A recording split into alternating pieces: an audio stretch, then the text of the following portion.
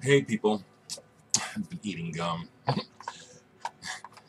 Um, the master for Derek 2 is done. I'm waiting to hear back from the graphic artist who is going to be helping me again. Actually, he's going to be giving me some lessons so I can take it over from here. Really pleased with the mastering on Derek 2. As I've explained to those of you that have been following me, when I made Derek 2, I started Derek 2 in 2002 and finished it in 2004, piecemealing it together here at home. I've very honestly shared that I don't know anything hardly about engineering uh, and that stuff. So the process of writing these songs, recording them, and making them has been very slow and painstaking. It really has been. And so it makes sense in my mind that I'm going back and releasing Derek 2 before I go forward after Derek 3 because, again, I'll state it again, when I made Derek 2, I was coming off a long period of minimal musical activity, and I had stopped completely focusing on my own self as a musician, was just playing in other people's bands and stuff. And it just really faced it. I wasn't done with it. That it meant too much to me and that I was going to try and make a real solo record. What kicked it off was when I wrote the song "The Door." It felt like an accomplishment. I said, "Okay, let's try to make a proper record." So that's what started Derek 2. And then it happened, and the experience of dealing with the music industry, trying to promote it, it's just a lot of work, and it's mostly just disheartening and disappointing. It's really difficult when you don't have any money to start with, and trying to promote yourself. It's just really discouraging, especially when the focus is not to just be successful. The focus was to, I thought the music was good, and I wanted it to be heard. So, with all that in mind, years later, when I decided to make Derek 3, the idea was, well, I want to put something else out now. It's been a while. Do I have enough of anything laying around? Honestly, do I have enough of anything that I can cobble together a release? The thing that spurred that was Bass Lament. Bass Lament was the thing I said, oh, I got something here. Honestly, I knew it. I knew, you all keep reaffirming that's the strongest track on the album for many of you. And so then Derek 3 was put together, cobbled together, you know what I'm saying? Not thought through like I tried to do with Derek 2. So with all that in mind, when Derek 2 does come out on vinyl, the criticism is going to be painful. It is, because I did the best that I could. I hear the shortcomings myself. I hear a couple places where it's like, how did I miss that? That guitar is slightly out of tune. Things like that. Other things where people will complain that there's no live drums. I didn't have live drums, couldn't afford, okay? Sort of just thinking out loud and just kind of saying, part of what's, you know how my mind goes a million miles. But I'm excited listening to my master, getting ready to get this thing rolling, getting the artwork together so I can get this next record manufactured.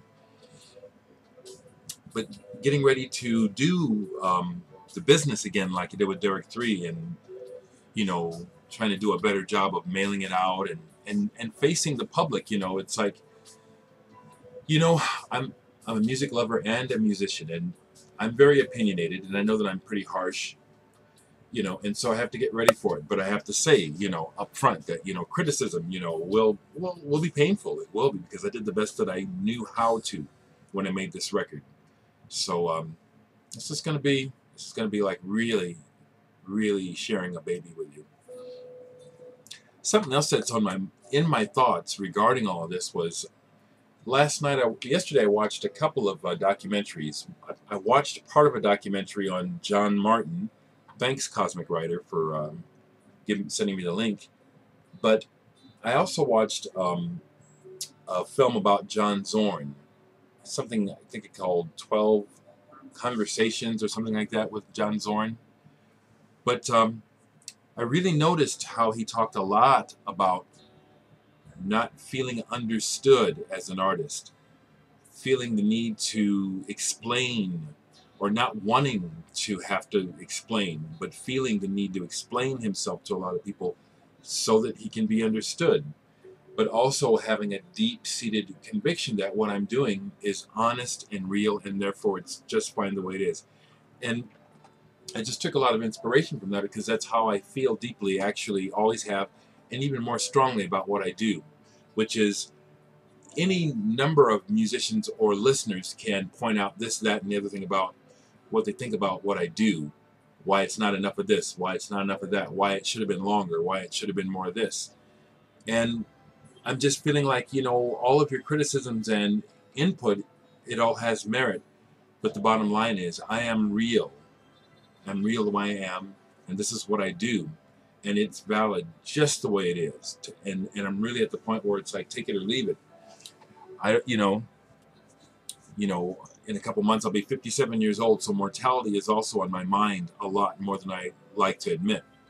And the thing is, this is who I am. I'm not going to be changing, and I shouldn't, but I'm not going to change to try and fill someone else's ideal of what they think would make me a better musician or just right. Those things may well be true and worthwhile, but this is my life, and I'm just taking a stand. Accept me as I am, or not, including my music, just the way it is.